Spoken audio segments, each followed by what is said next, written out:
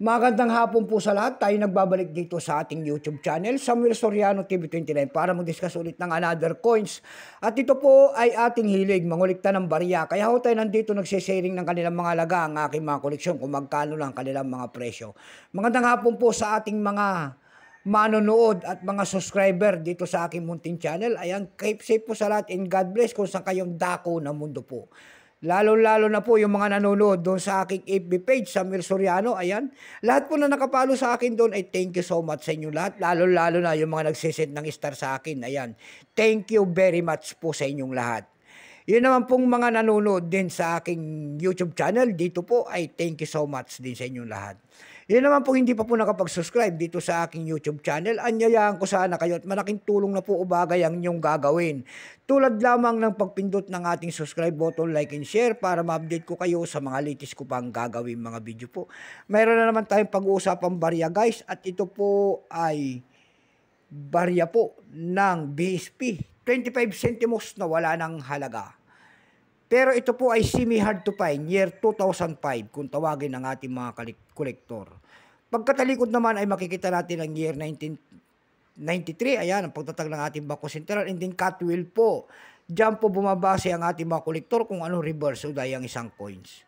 Bago tayo magsimula sa ating talakayan, ayan, kilalanin mo muna natin siya para makita natin ang kanyang presyo. Issue po, excuse me po,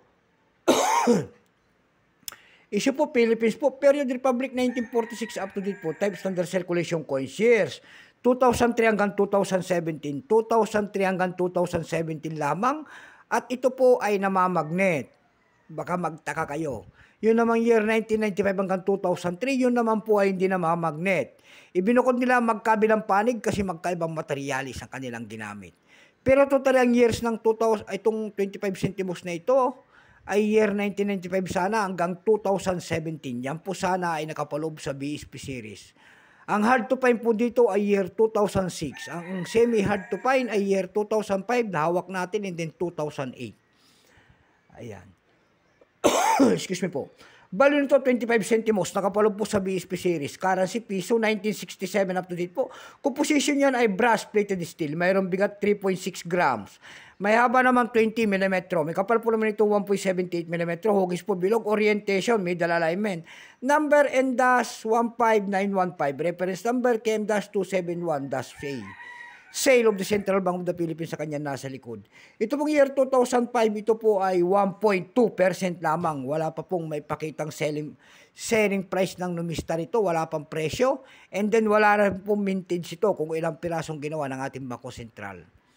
Pero tingnan natin ang kanyang presyo doon sa ating mga platform. Doon sa carousel page lamang tayo nakakita ng mga nagbebenta nito.